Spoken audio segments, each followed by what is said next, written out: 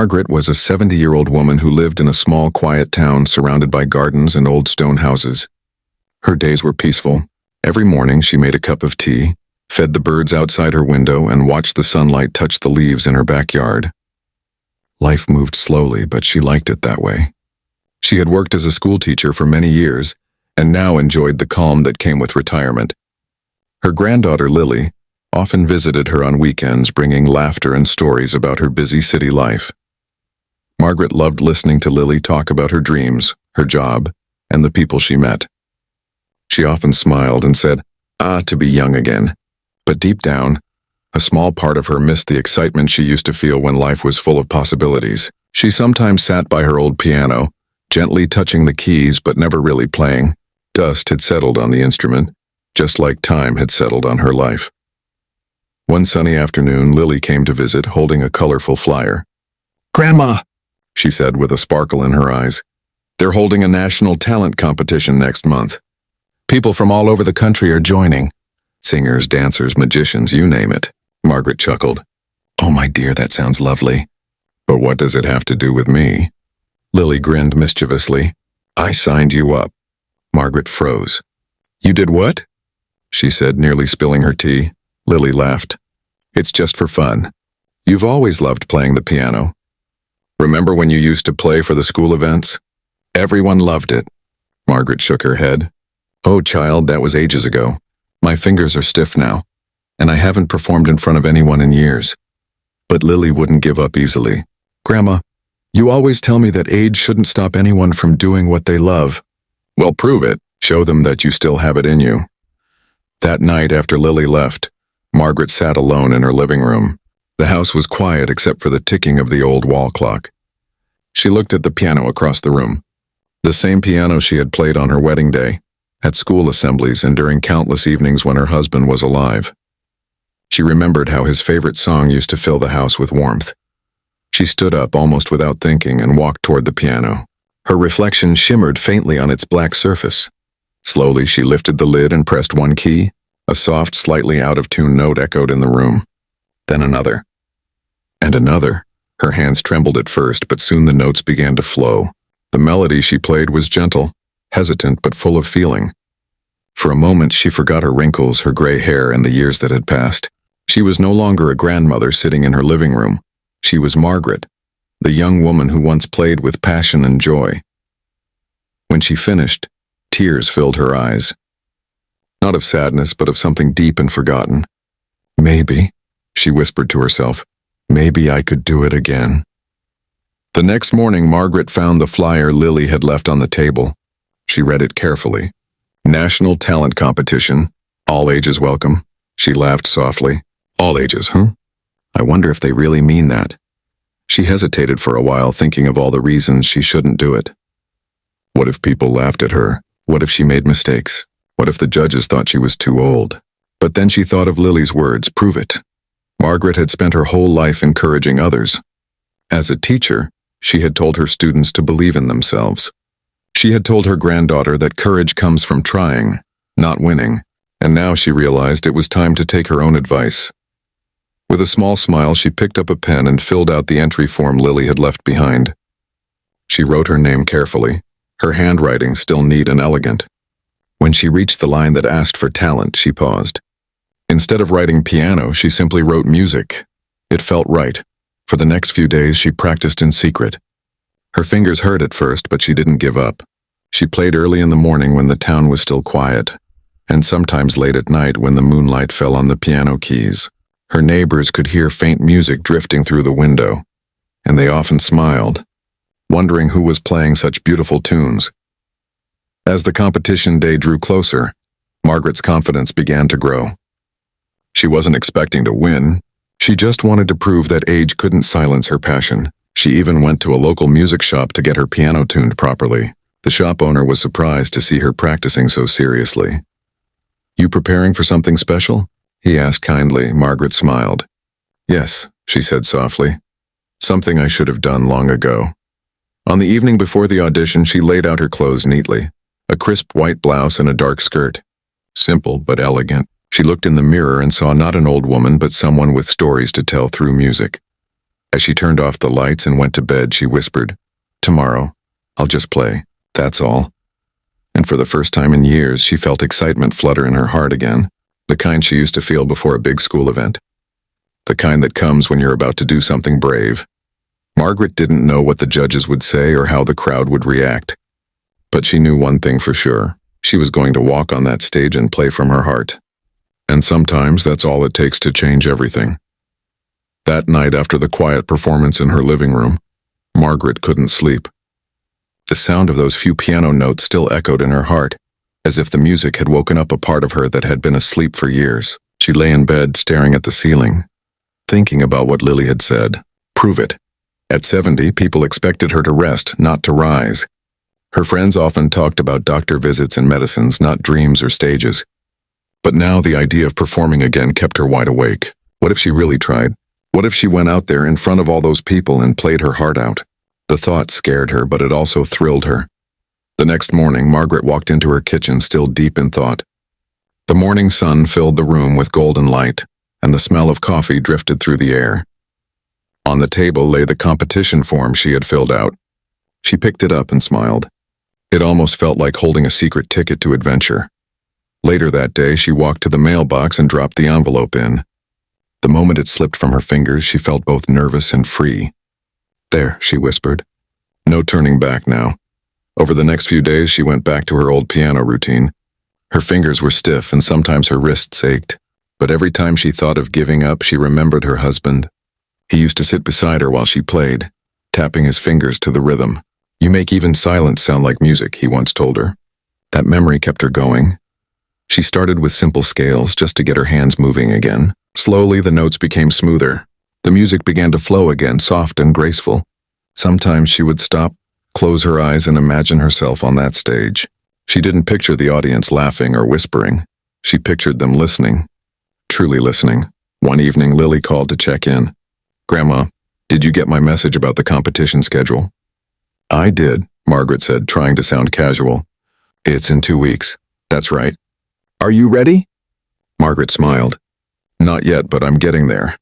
Lily paused, her voice softer. "Grandma, you're going to be amazing." "I know it." After the call, Margaret sat by the piano again, feeling a mix of fear and determination. She wasn't sure if she was ready for amazing, but she was ready to try. The next morning, she visited the community center where she used to volunteer years ago. There was a small stage there, and she asked the caretaker, Mr. Allen, if she could practice there once in a while. He looked surprised but agreed immediately. "Of course, Mrs. Thompson, the stage misses you," he said with a grin. Practicing on that small stage felt different. It wasn't just her living room anymore. It was a taste of what was to come. The echoes, the open space, the feeling of being seen even if no one was there. It all made her heart race. At first, she made mistakes. Wrong keys, shaky rhythm. She would stop, laugh softly, and start again. Slowly, the mistakes became less frequent. Her hands began to trust her again. The piano became her friend, not a stranger. Word began to spread around town. "Did you hear? Mrs. Thompson is practicing again," someone said at the bakery. "For a talent show," said another. Some were curious, some were skeptical. At her age? A few whispered. "She can't do that." Margaret heard the whispers, but instead of being hurt, she smiled. "Maybe I can't," she murmured to herself. "But I'll find out." As the days passed, she prepared not just her music but her heart. She chose a piece she had written herself long ago, a melody inspired by her husband. It was filled with joy, sorrow, and memories. It wasn't flashy, but it was hers. She knew every note by heart. One night, as she practiced, a small audience gathered outside the community center door. Some were children, others were neighbors who had come out for a walk. They stood quietly listening. The melody flowed out into the cool evening air, soft but powerful. When she finished, they clapped gently. Margaret looked up surprised. "That was beautiful, Mrs. Thompson," a little girl said. "You play like the movies." Margaret laughed. "Thank you, dear. That means a lot." The next few days, her confidence grew. She no longer played just to practice. She played because it made her feel alive again. A week before the audition, Margaret received her contestant number in the mail. Contestant 142, to Margaret Thompson. She held the paper in her hands and smiled. It felt real now. She decided to visit the salon for the first time in years. The hairdresser, seeing her bright smile, asked, "What's the occasion?" Margaret winked. "Just something small. I want to look like someone who still has a little magic left." By the time the competition day approached, Margaret felt both nervous and ready. Her dress was simple but elegant, a crisp white blouse neatly pressed and her favorite black skirt. Her granddaughter insisted on accompanying her. On the morning of the competition, Margaret stood before the mirror. Her reflection looked different, not younger but stronger. Her eyes carried something they hadn't in years: purpose. She took a deep breath and whispered to her reflection, "You've taught so many children to be brave. Now it's your turn." As she picked up her music sheets and walked toward the door, Lily smiled proudly. "Grandma, you look beautiful." Margaret smiled back. "Let's go make some noise." And as they left the house, the morning sun shone brightly as if cheering her on. The decision had been made, the fear had been faced, and a 70-year-old woman was about to show the world that dreams. The morning of the audition came faster than Margaret expected. She woke up before sunrise, her heart already thumping in quiet excitement and fear. The house felt unusually still. Even the clock ticking in the hallway seemed louder than usual. She sat on the edge of her bed, staring at the outfit she had chosen days ago. The crisp white blouse and her favorite dark skirt. Simple, elegant, and comfortable. She wanted to look like herself, not like someone pretending to be young again. As she got ready, she whispered to her reflection, "It's just another day, Margaret. You're only going to play the piano, not climb a mountain." But deep down, she knew this wasn't just another day. This was the first time in decades that she was stepping into a world that demanded courage, confidence, and self-belief. Her granddaughter Lily arrived just as the sun began to rise, holding 2 cups of coffee. "Morning, superstar," she said cheerfully. Margaret smiled nervously. "Superstar? Hardly. Maybe an old star trying to shine again." Lily hugged her tightly. "You've got this, Grandma. No matter what happens, you're already my winner." The drive to the city was quiet at first. Margaret looked out the window, watching the fields and trees pass by. Her fingers tapped lightly on her lap, playing invisible keys. She was rehearsing the rhythm in her mind, letting the music calm her nerves. The closer they got to the auditorium, the more crowded the streets became. Colorful banners hung outside, showing smiling faces of contestants of all ages. Young dancers, singers, even a magician or two walked by with energy and excitement. When they arrived, the building loomed tall and modern, filled with bright lights and busy staff running around. Margaret felt small for a moment. She saw people carrying instruments, wearing flashy clothes, and chatting confidently. She clutched her music folder tightly. At the registration desk, a young volunteer smiled at her politely. "Name, please?" "Margaret Thompson," she replied. The volunteer scanned the list and nodded. "Contestant number 142. You'll be performing in the 3rd group." He handed her a badge. "Good luck, ma'am." As she pinned the badge to her blouse, she noticed a few curious glances from other contestants. One young man whispered to his friend, "She's performing? That's brave." They both chuckled quietly. Margaret heard them, but she didn't respond. She had spent a lifetime teaching children to ignore mockery and focus on what matters. She took a deep breath and smiled to herself. Let them think what they want. Backstage was full of noise, people tuning guitars, practicing vocal scales, and laughing nervously. Margaret found a small, empty corner and sat down with her sheet music. Her hands trembled slightly, but she rested them gently on her lap, closing her eyes for a moment. She could hear the muffled sound of applause from the stage as another contestant finished performing. Lily leaned close. "Are you okay, Grandma?" "Yes," Margaret said softly. "Just a remembering." "Remembering what?" "Why I loved this so much." Soon, a stage assistant appeared and called out, "Contestant 142, please get ready. You're next." Margaret stood up slowly. Her legs felt weak, but her spirit stood tall. She walked toward the side of the stage where she could see the audience for the first time. Hundreds of faces filled the seats. Parents, children, young adults, and the judges sitting behind a long table with bright lights focused on them. The host, a cheerful man with a microphone, announced, "And now we have Margaret Thompson. She's here to show us that talent has no age." The audience clapped politely. A few people smiled, but others exchanged puzzled looks. Margaret could almost hear the silent question in their eyes. What could she possibly do? As she walked across the stage, her shoes made soft clicks against the wooden floor. The piano sat in the middle, glossy and grand. It was a beautiful instrument, shining under the stage lights. She paused for a moment, taking it all in. The hum of the crowd, the brightness of the lights, the faint scent of polished wood. One of the judges, a young woman with sharp glasses, leaned toward her microphone.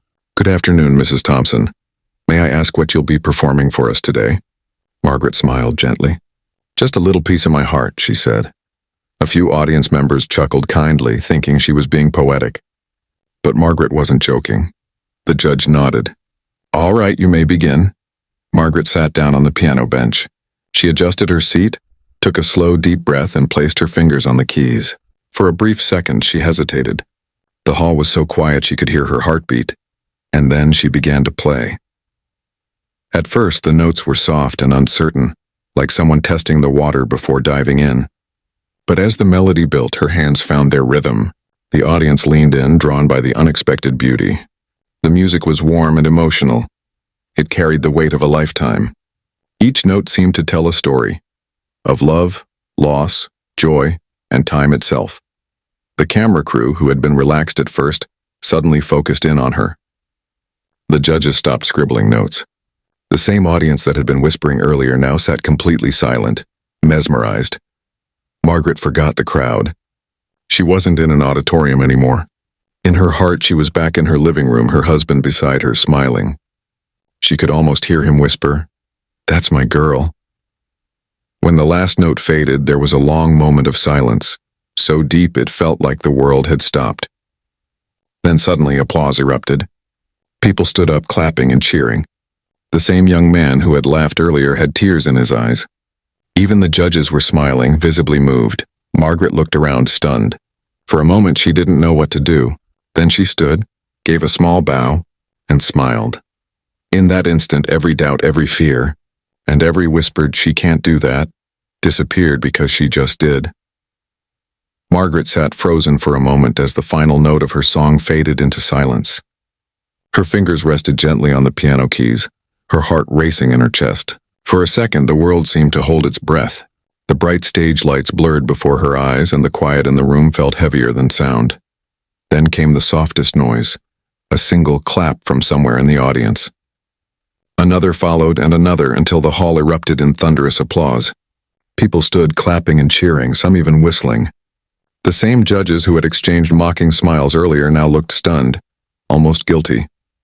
Margaret slowly rose from the piano bench, her eyes shining with emotion. She didn't smile right away. She just stood there, breathing, soaking in the moment. Then a small, humble smile formed on her face, the kind that said more than words ever could. The host hurried onto the stage, his cheerful voice now softer, almost reverent. "Ladies and gentlemen, Margaret Thompson." The applause grew louder. Cameras flashed and the crowd began chanting her name. But just minutes earlier, that same room had felt completely different. When Margaret had first walked out onto the stage, the atmosphere had been filled with polite curiosity. The judges leaned back in their chairs, their smiles a little too tight. One of them whispered something to another, who chuckled under his breath. Even the audience had a tone of quiet disbelief, some whispering, others politely waiting for the cute grandma performance they expected. Before she began, one of the judges, a tall man with a smooth voice, had leaned forward and said, "So, Mrs. Thompson, I see you're performing on the piano. That's quite unexpected. Are you sure you're comfortable with that?" Margaret had looked at him calmly and replied, "I've been comfortable with music my whole life. Let's see if it's still comfortable with me." Her words had drawn a few laughs from the crowd, though not entirely respectful ones. When she sat down at the piano, she heard someone in the front row whisper, "Oh, how sweet. She's trying." But as soon as her fingers touched the keys, everything changed. The first few notes were like a whisper in a storm, gentle, unsure, yet filled with something deeply human. The melody that followed wasn't just music. It was emotion given form. Her hands, though wrinkled, moved with grace and strength. The sound that filled the room was warm and full of life, fragile yet powerful. People stopped whispering. The young man who had laughed earlier leaned forward, eyes wide. The judges who had been smirking now stared at her in disbelief. It wasn't the technical skill that captured them. It was the feeling. Every note, it was the feeling. Every note carried a story. Every pause felt like a heartbeat. The music rose and fell like waves, soft and then thunderous, joyful and then mournful. What no one in that room knew was that the song had been born from Margaret's past. It was the same piece she had composed after losing her husband. It was their story told through sound, the first time they met, the laughter, the long evenings by the piano, and finally, the quiet goodbye. Each note carried a piece of that memory, and the audience could feel it even if they didn't know why. As she played, Margaret's face changed. Her wrinkles softened in the glow of the lights. Her eyes, closed in concentration, seemed to belong to a much younger woman. The years of doubt, the loneliness, the silence all melted away in that moment. She wasn't a grandmother being judged anymore. She was a musician, a storyteller, a woman reliving her greatest love. When she reached the final section of the piece, the melody slowed. It was gentle like a lullaby. Her hands trembled slightly, but she didn't stop. She pressed the last chord softly, letting it echo through the hall like a sigh. And then, silence. For a moment, no one dared to move. The judges sat frozen, eyes wide. The crowd stared, as if afraid that clapping might break the spell. Margaret slowly lifted her hands off the keys, folded them in her lap, and looked up. That was when it happened. One person clapped, then another, and within seconds the entire auditorium was on its feet. Tears filled Margaret's eyes. She had dreamed of playing for others again, but she never expected this. Her heart swelled with gratitude and disbelief. She gave a small bow, and when she looked up again, she saw something that made her chest tighten. The judges were standing too. The man who had mocked her before leaned into his microphone, his voice softer now. "Mrs. Thompson," he said, I don't think any of us expected that. That was one of the most heartfelt performances we've ever heard." Another judge, the woman with the glasses, nodded. "You didn't just play music," she said. "You reminded us what it means to feel it." The audience began to cheer again, louder this time. Some were crying, others smiling in disbelief. Margaret laughed through her tears, overwhelmed by the emotion in the room. Backstage, Lily was waiting with open arms. She ran to her grandmother and hugged her tightly. "Grandma, that was incredible. You made everyone cry." Margaret laughed, still catching her breath. "I almost made myself cry too." Lily pulled back, wiping her eyes. "They said you couldn't do it. And you proved them all wrong." Margaret smiled softly and said, "No, sweetheart. I didn't prove them wrong. I just reminded them that we can all still surprise ourselves." As they walked out of the auditorium together, people stopped her to take photos and shake her hand. She smiled humbly, thanking everyone. But deep down, the victory she felt wasn't about the applause or the recognition. It was about something far greater. For the first time in years, Margaret had faced her fear, walked into a room full of doubt, and found her voice again. And in doing so, she had reminded everyone, especially herself, that it's never too late to do what makes your heart sing. The next day, after the performance, the world seemed different for Margaret. Everywhere she went, people recognized her. The video of her playing had already begun to spread online. People were calling her the grandma pianist and sharing clips of her heartfelt performance. But Margaret didn't care about fame or attention. What stayed with her was the feeling of that moment, when the entire audience went silent, then stood to applaud. Yet that night before, right before she played, things hadn't been so kind. When she first stepped onto that brightly lit stage, she could feel the weight of every doubtful eye on her. The judges sat there, polished and perfect, with little smirks on their faces, ready to be amused but not impressed. The audience whispered softly, some curious, others dismissive.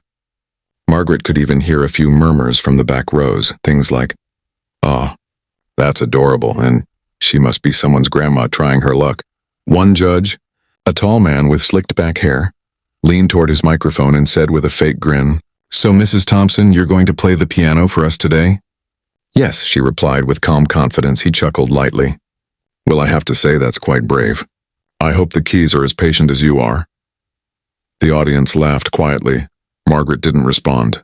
She simply gave a polite smile, sat down, and adjusted the piano bench. She took a deep breath and placed her hands gently on the keys. Inside, she could feel her nerves tightening, her heart beating fast, but she remembered what she'd told Lily that morning. I'll just play from my heart. When the lights dimmed and the spotlight fell only on her, she began. At first her fingers hesitated just slightly. The first few notes were soft and uncertain. A few people shifted in their seats. But within seconds the melody began to grow, flowing like a river that had been waiting too long to be heard. The judges stopped smirking. The audience stopped whispering. Every sound, every word vanished, replaced by the smooth rise and fall of her music. It was rich, emotional, and deeply alive, the hall filled with a warmth that no lights could create. The piece was one Margaret had written herself decades ago, a song she had composed after her husband's passing. It was filled with bittersweet love, the kind that aches and heals at the same time. Every note told a story, their first meeting, their laughter, their struggles, their quiet evenings by the fire, and that final goodbye. As she played, tears glistened in her eyes, but she didn't stop. Her fingers danced with energy that didn't belong to a 70-year-old woman. It belonged to a soul that refused to age. The camera zoomed in on her hands, catching every trembling motion, every delicate touch. When the final note echoed through the hall, there was a silence so deep that it seemed like the world itself had paused to breathe.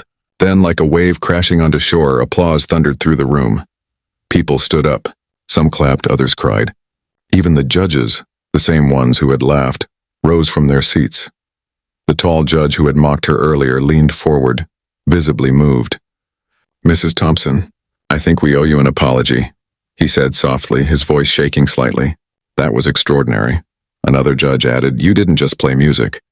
You told a story. You reminded us what real art feels like." Margaret smiled humbly. "Thank you," she said simply. "I just played what I felt." Backstage, the host caught up with her, microphone in hand. "Mrs. Thompson, that was absolutely incredible. Tell us, how does it feel to have the audience in tears?" Margaret laughed lightly, brushing away a tear of her own. "I suppose music still has a way of speaking when words fail," she said. By the time she returned to the waiting area, Lily ran into her arms. "Grandma, you were amazing. Did you see everyone? They were crying. Even the judges." Margaret hugged her tightly, her heart full. "I saw," she whispered. "But more than that, I felt it. That's all I ever wanted." Later that night, as they drove home, Margaret looked out the car window at the city lights. Her reflection in the glass seemed different somehow. She didn't look younger. She looked alive. She remembered all the times people had told her, "You're too old for this," or "That's not for you anymore." For years, she had quietly accepted those words, letting them build invisible walls around her dreams. But tonight those walls had finally crumbled. She thought of the judges, the audience, and the look in their eyes when the music filled the room. They hadn't seen an old woman. They'd seen a performer, a storyteller, a person who still had fire inside her. When they reached home, Lily carried her music sheets inside. Margaret sat down by her piano once more. It looked different now, brighter somehow. She ran her fingers gently over the keys and smiled. She whispered softly, "We did it, didn't we?" And though the room was silent, in her heart she could almost hear her husband's voice replying, "I always knew you could." That night, Margaret didn't just go to bed as a contestant. She went to sleep as a woman who had rediscovered her purpose. Proof that courage doesn't come from youth, but from daring to try when everyone says you can't. And somewhere out there, a world full of strangers was watching her video, feeling the same thing she felt that day. That beauty, talent, and passion never fade. They only wait for someone brave enough to let them shine again. When the applause faded and the lights dimmed, Margaret finally walked off the stage, her heart still pounding with the rhythm of her song. Backstage, people she had never met before came up to her, shaking her hand, congratulating her, even asking for pictures. Some had tears in their eyes. Others just smiled, unable to find the right words. She felt light, as if she had left a heavy weight behind on that stage. For so many years, she had doubted herself, hidden her music, and told herself that those dreams were for younger people. But tonight, she had proved something important, that passion doesn't age, and courage never expires. Lily came running toward her, practically glowing. "Grandma, you did it!" she cried, hugging her tightly. "They loved you, everyone loved you." Margaret laughed softly, still catching her breath. "I just played, dear. That's all I wanted to do." Lily shook her head, smiling. "No, Grandma. You didn't just play, you spoke to them. You made them feel. Her granddaughter's words made her eyes fill with tears again. Margaret realized something then. She hadn't done this just for herself. She had done it for Lily, for all the people who had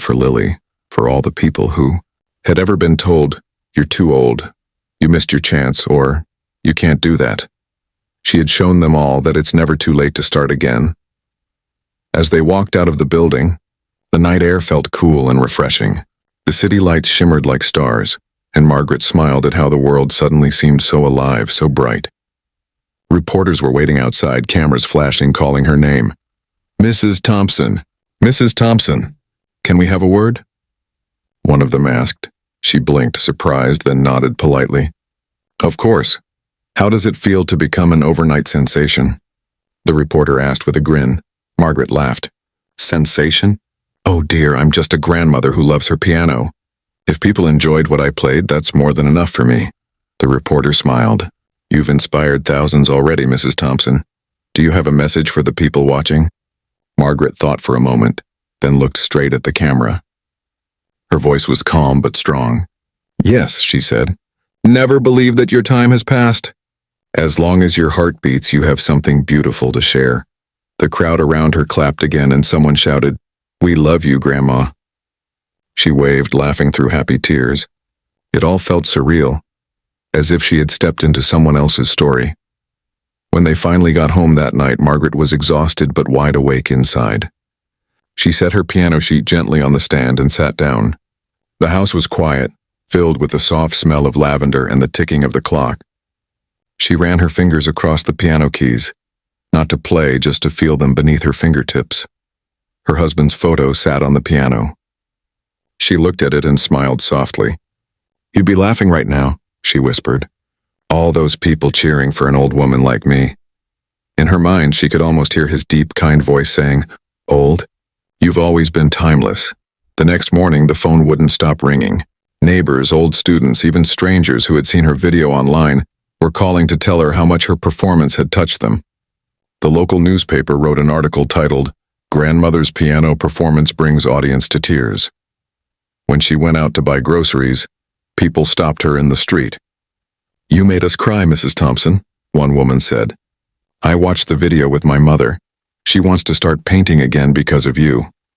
Another man added, "My daughter said she wants to learn piano from you." Margaret felt her heart swell. It wasn't about the fame or attention, it was the connection. Her music had reached hearts she had never met. That evening, she and Lily sat together in the garden. The sun was setting, painting the sky in soft shades of pink and gold. Lily looked at her and said, "Grandma, you changed people's lives today." Margaret smiled, sipping her tea. "I didn't change their lives, darling. I just reminded them that it's okay to dream again." There was a long, peaceful silence between them. The wind rustled the leaves, and somewhere a bird sang softly. After a while, Lily asked, "Do you think Grandpa would be proud of you?" Margaret's eyes softened. "He always was," she said. "But tonight, I think he's smiling a little wider." As the stars began to appear, she looked up at the sky and whispered a quiet thank you. Not just to him, but to the world for giving her one more chance to do what she loved. She didn't know what would come next, whether she'd go further in the competition, or if this would simply become a beautiful memory. But it didn't matter. What mattered was that she had faced her fear, played her truth, and touched hearts across the world.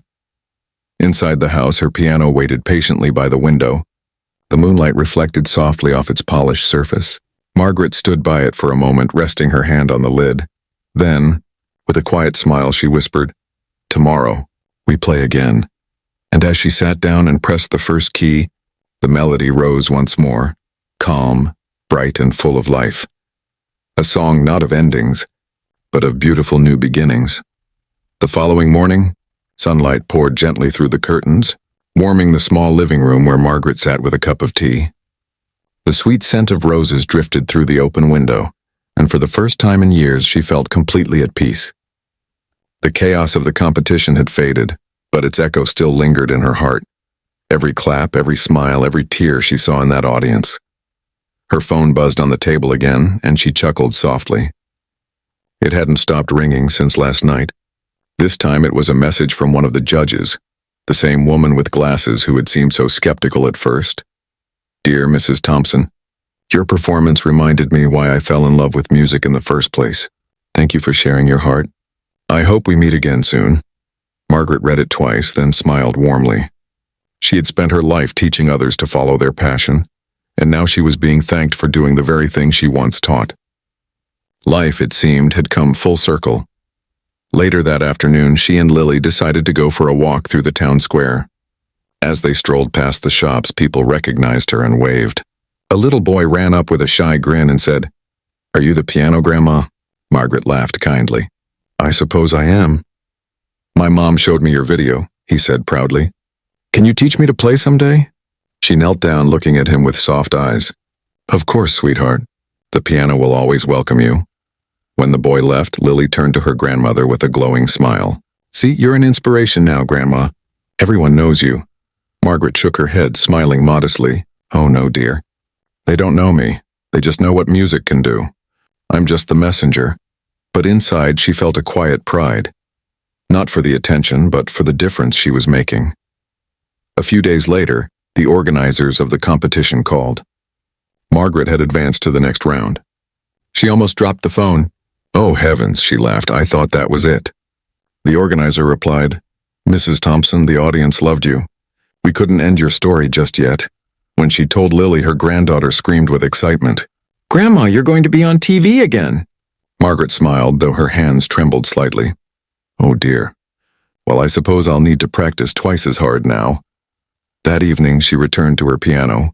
This time she didn't play the same song. She began something new, a melody brighter, faster, filled with hope and light. Her fingers moved more confidently, her spirit more alive than ever. The notes danced around the room like fireflies, joyful and free. As she played, she thought of the people she'd met that week. The young boy, the tearful judge, the strangers who had written letters saying she gave them courage. She realized that her performance had become something bigger than just music. It was a reminder that no matter how old you are, it's never too late to be brave. Days turned into weeks, and the video of her performance continued to spread online. It was shared by news channels, schools, and even musicians across the world. People began calling her the soul of the piano and the grandmother who silenced the judges. One evening, a journalist visited her home for an interview. He was a young man, polite and curious, holding a notebook full of questions. "Mrs. Thompson," he began, "millions of people have seen your performance. How does it feel to have inspired so many?" Margaret thought for a moment. "It feels humbling," she said softly. "You see, I never planned to inspire anyone. I just wanted to play. But maybe that's how inspiration works. It finds people when you're simply being yourself." The journalist smiled, clearly touched. "That's beautiful," he said. "What's next for you?" Margaret looked toward the piano and smiled gently.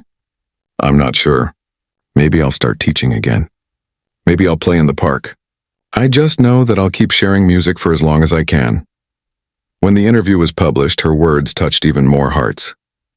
People from different countries wrote to her, thanking her for reminding them that dreams don't come with deadlines. One letter, from a woman in her 50s, stood out. "Dear Margaret, I watched your video after quitting piano lessons 20 years ago. Because of you, I started playing again. Thank you for showing me that it's never too late to start over." Margaret read it aloud to Lily, her voice trembling. "Can you imagine, dear? One little performance and someone halfway across the world found their song again." Lily hugged her. "Grandma, that's your magic. You give people hope."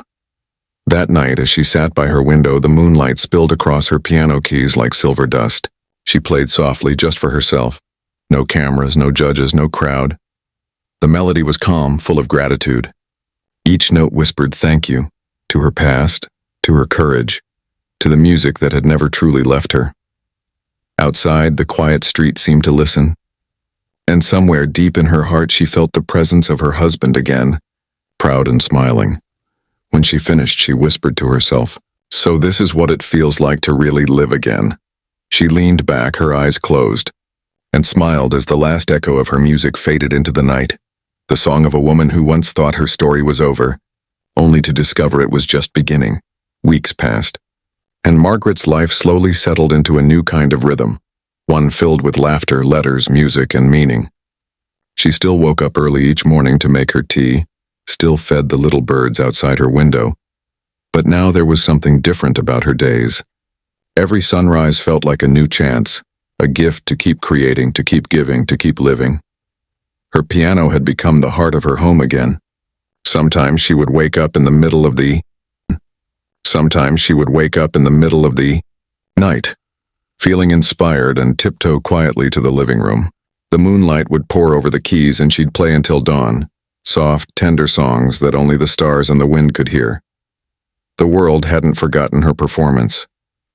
Every few days, letters arrived, some from young musicians, others from elderly fans who saw themselves in her courage. She read each one with care, keeping them neatly stacked in a wooden box beside her piano.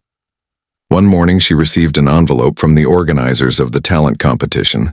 Inside was an invitation not for another round, but for something far more special. Dear Mrs. Thompson, we are honored to invite you as our guest performer for the grand finale of this year's National Talent Showcase. Your story has inspired countless lives, and we believe your music deserves the stage once more. Margaret held the letter close to her heart. She hadn't expected this. She wasn't a contestant anymore, but they still wanted her back, not to compete, but to inspire. That evening she called Lily and read the letter aloud. Lily squealed with excitement. Grandma, that's amazing! You'll perform again, not as a contestant, but as a star. Margaret laughed, shaking her head. Oh, I don't know about star, my dear. I'm just a woman who happens to love music. But inside, her heart fluttered with a mix of joy and disbelief. The following weeks were filled with gentle anticipation. Margaret practiced every day, perfecting a new song she had been writing since the night of her first performance. It was softer than the last, not a song of loss, but of hope and renewal. She called it The Second Sunrise. When the day of the grand finale arrived, she felt that same nervous flutter she'd felt before her first audition. But this time it was different. This time she wasn't trying to prove anything. She was there to share. Backstage, the young contestants came to greet her. Many of them had seen her video online. One girl, barely 16, said shyly, Mrs. Thompson, I almost quit singing last year. But after watching you, I didn't. You reminded me why I started.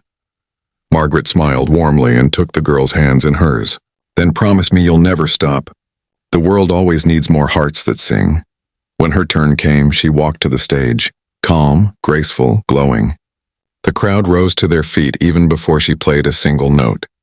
This time there were no whispers, no mocking smiles, only admiration, respect, and love.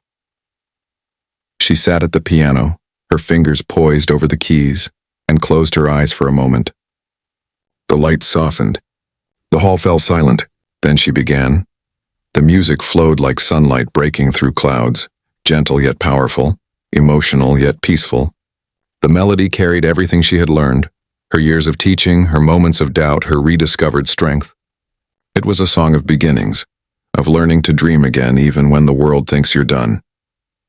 As she played, people in the audience began to cry quietly. Not because the music was sad, but because it felt alive.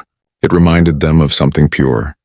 The beauty of trying, the courage to stand up again, the power of believing in yourself no matter your age. When the last note echoed through the air, Margaret kept her hands on the keys for a moment, savoring the silence that followed. Then she stood, bowed deeply, and smiled through tears. The hall erupted into applause. Louder than before, more heartfelt than ever. The judges, the host, the contestants, and the audience all rose to their feet. People shouted her name, clapped, and cheered until the lights dimmed again.